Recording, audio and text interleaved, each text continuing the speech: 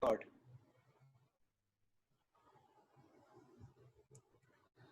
Good evening, all of you. I profusely thank Dr. Tom Devasia and Dr. Sudhakar Rao to invite me here for this cardiology update at Manipal. My topic is ischemia, international study of comparative health effectiveness with medical and invasive approaches. As you know, ischemia trial has been the topic of controversy, focus, interest by both invasive cardiologists and by the clinical cardiologists. How do you apply this trial in our real world clinical practice? And trust me, I'm going to play both the roles here as a clinical cardiologist and that of an invasive cardiologist and see what do they think about this trial. I may play even the devil's advocate for all you know. Invasive therapy in this trial was invasive angiography with coronary angioplasty or bypass surgery. The real question of ischemia was in stable patients with at least moderate or severe ischemia on a stress test. Is there benefit to adding a cardiac catheterization and if feasible, a revascularization by optimal revascularization strategy to optimal medical therapy? The critique of the previous studies were overruled or were negated in this trial because in the older trials, as you know, patients with milder ischemia were included, and that was a criticism of a COURAGE trial. Then there are some trials in which randomization occurred after the invasive angiography, which created a bias. And in some trials, first generation DES were used, in some trials BMS were used, and that all created a confusion between establishing superiority of invasive therapy over optimal medical therapy in patients with chronic stable coronary artery disease. Ischemia as a design overview. Please remember, there was not a single patient in this study whose coronary anatomy was not known. Every single patient, like 73% of randomized patients underwent a CT coronary angiogram. The remaining had either undergone coronary angiogram, invasive or CT in the previous year. So every single patient, the coronary anatomy was known. So stable patients with moderate to severe ischemia by nuclear perfusion imaging along with symptoms or a positive stress test were blinded and where a blind CC and CT angiography was done. A core lobe anatomy was deciphered, and then they were randomized to invasive strategy versus conservative strategy. The primary endpoints were time to cardiovascular death, hospitalizations, MI, and heart failure hospitalizations and resuscitated cardiac arrest.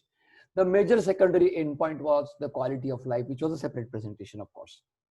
If you look at the eligibility criteria, the major exclusion criteria was more than 50% stenosis in an unprotected left main coronary artery. That was an exclusion. But my friends, even there were more exclusions. NYHA class 3 and 4 heart failure, unacceptable angina despite optimal medical therapy, that is severe angina, uncontrollable angina despite medical therapy, ejection fraction less than 35, acute within the previous 2 months, PCR CABG within the previous 1 year, and EGFR less than 30 or patients on hemodialysis were excluded from this trial. So 26,000 patients with preliminary screening were enrolled. These patients, when they started screening them, 47% met clinical exclusion criteria. So out of this 26,000 patients, 47% were excluded by clinical exclusion criteria. Another 11% not enough information to determine eligibility. 2% went straight to cardiac cath by their own choice. 2% could not contact, and 6% unknown reasons. They were all excluded. So only 32% of these 26,000 were considered for this enrollment. When they were enrolled, there occurred screen failure in another 3,300 patients. Main reason, insufficient ischemia on nuclear testing, non-obstructive coronary artery disease on CT angio, or unprotected left main disease. So finally, out of these 26,000, only 22%, 5,700 were enrolled, invasive and conservative arm. In invasive arm, by 5 years, almost 80% underwent either a PCR or a CABG. In conservative arm, almost at 5 years, almost 26% landed up in having a invasive strategy or a revascularization process. Now, what does this mean in Indian context? Now, this is the data from the NIC of India last year. Look at our country. Our country, the main indications of PCI are STEMI, primary PCI, post-MI rescue angioplasties within 7 days, 8 days, 10 days, 14 days, unstable angina, cardiogenic shock. These form the main indications of angioplasty in our country. A very small portion, around 19%, are chronic stable angina. So if you take that 19% minus, you exclude the 68% of clinical exclusions which ischemia study had, we remain in our hands with only 6% of patients with chronic stable angina. And further, if you subject them for CT angiography or nuclear imaging, not enough ischemia, unprotected left main, etc., another 30% screen failures. So out of these 18, only 4% people satisfy the ischemia criteria. In ischemia study, around 87% patients had LAD involvement, around 50% of that was proximal LAD, 70% circumflex, 70% RCA. And the guideline-based medical therapy was extremely aggressive.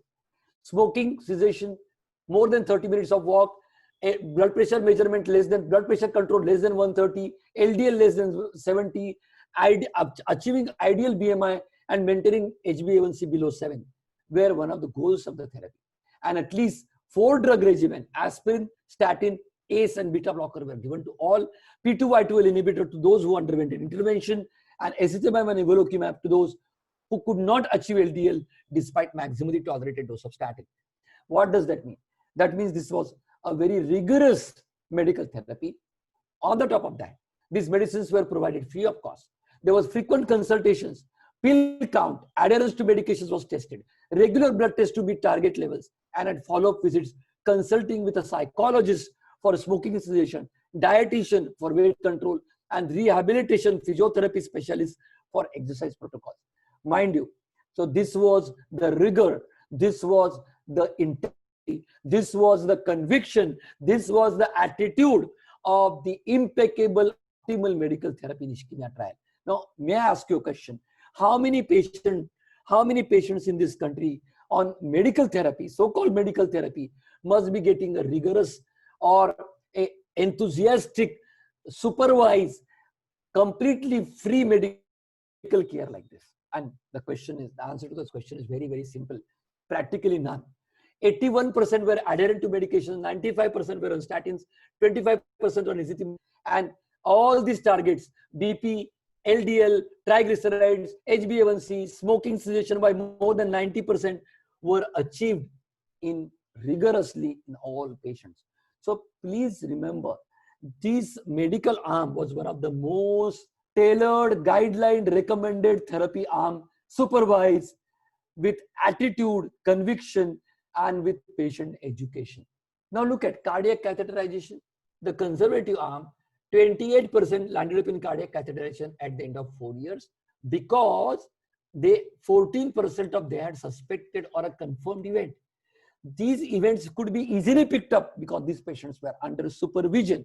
These patients were under continuous telephonic contact. And out of them then, in conservative arm, 23% underwent intervention or revascularization at 4 years. They were not, 16% of them were not preceded by any events. But mind you, these were religiously followed up patients.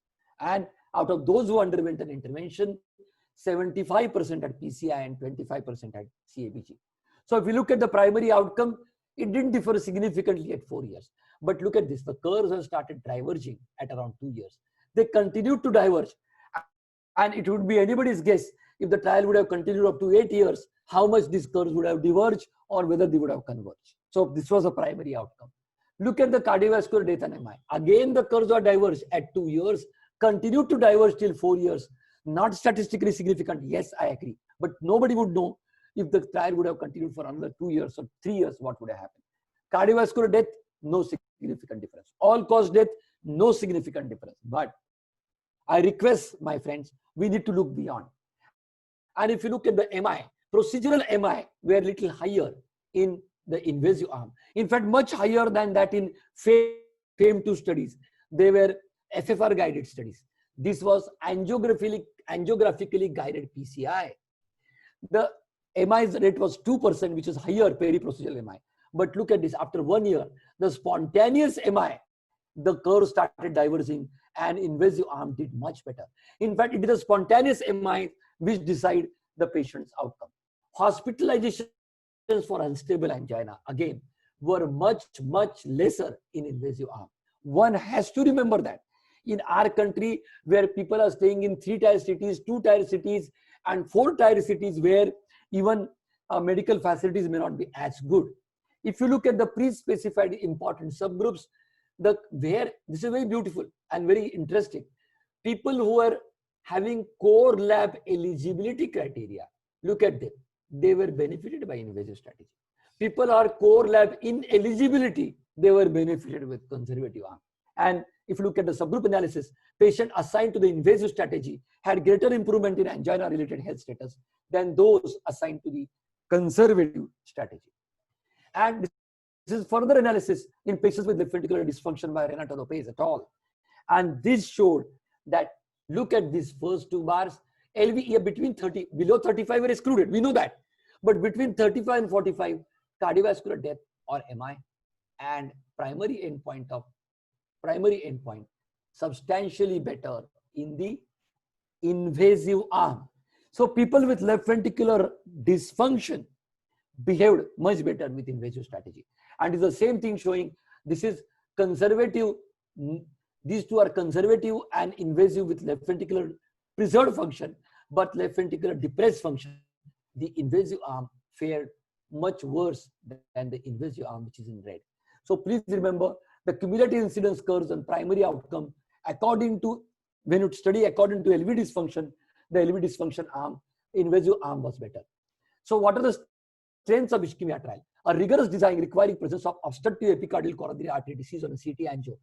Not a single patient, the coronary anatomy was not known. This is important because prior trials have randomized patients after coronary anatomy was identified, and many patients believed to have high risk anatomy might have been excluded. The trial was not industry funded. Very few patients were lost to follow-up. Rigorous assessment of outcomes, including quality of life. Control of cardiovascular risk factors were immaculately beautiful, but there were limitations. The trial was an open design trial with no sham procedure. As you know, in Orbita trial, there was a sham procedure on patients who underwent a conservative strategy. Sham angioplasty. This was not the case here. And many patients with this kind of ACS, highly symptomatic patients, left main stenosis, LVF less than 35 were excluded. So these findings could not be generalizable to centers with high procedural complication rates, and very minority of women were included in the study. These were the limitations of this trial. So how do you take home message from this clinical practice? In stable CAD, you should have aggressive therapy with at least 4 drug therapy. It should be supervised with intense lifestyle modification. It should be target oriented. BP less than 130, HbA1c less than 7, LDL less than 70, BMI ideal. And you need to avoid reflex angiographies unless there is an event, or unless patients are non-compliant to therapy, or unless there is a failure of medical therapy. That is the message with this trial. And please remember that before we start beating our drums that medical therapy is definitely better than invasive strategy, remember, invasive strategy was a better choice if the patient remains symptomatic despite optimal medical therapy. Invasive strategy is better if safely performed with straightforward, with very low risk, in good hands with proximal lesions. Because lower MI rates, spontaneous MI rates in the long term in the invasive arms, we all have seen that. In ischemia trial, the spontaneous MIs were much lesser in invasive arm over long term.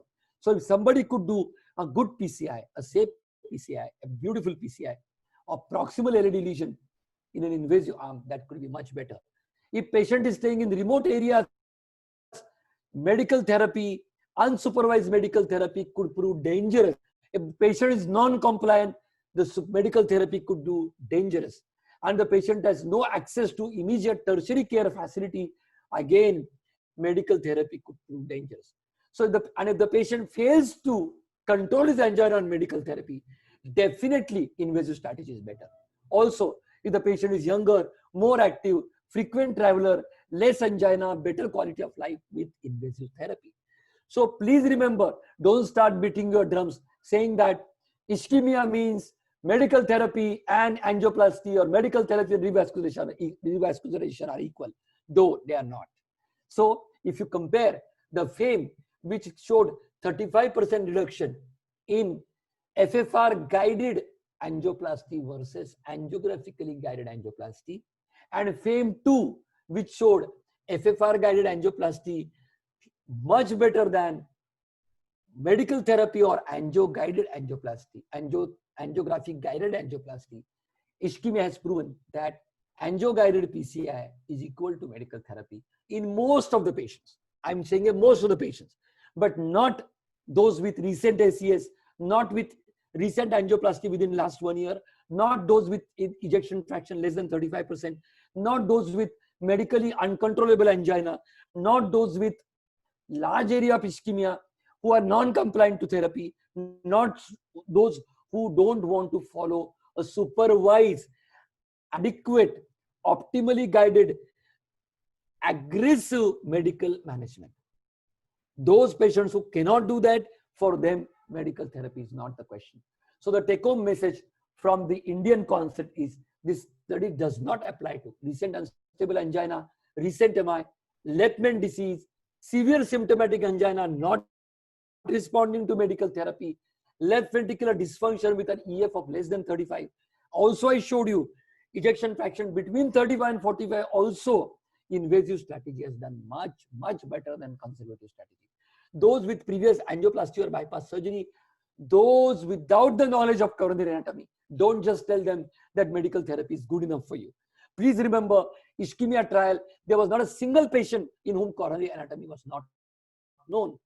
And those who prefer intervention, please don't deny them. So please remember, ischemia trial applies to only approximately 6% of patients in India of chronic stable angina undergo intervention annually as per our registry, as per our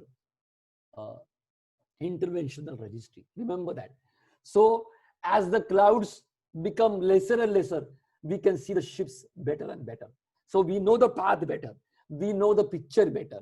So please try to read this trial properly, dig it properly, interpret it properly. And the interpretation is this, that now this trial creates a greater responsibility and partnership between a clinical cardiologist and an invasive cardiologist. So you have to fine tune the optimal use of this trial in those 9% patients of chronic stable angina who fit into the eligibility criteria of ischemia trial. Only 9% patients of stable coronary artery disease. In any case, I showed you, in our country, only 19% of patients of total PCI are those in stable angina. Not to overuse or oversell either medical strategy or invasive strategy because of a reluctance for another strategy. That means a clinical cardiologist should not say medical management, medical management, medical management. And invasive strategists should not say that only invasive, invasive, invasive. You should have a hard team approach. So you should have partnership in clinical cardiologists and invasive cardiologists. You have to tailor the strategy at an optimal time frame for an appropriate patient for a shared decision making between treating physician, clinical cardiologist, invasive cardiologist, and the patient and his spouse. That is the message of this trial. So I think I have done a job of telling you, dissecting you this trial, putting it wide open in perspective to suit the Indian context. Thank you very much. And thank you once again, Dr. Tom Devasia and Dr. Sudhakar, for inviting me here. Thank you very much.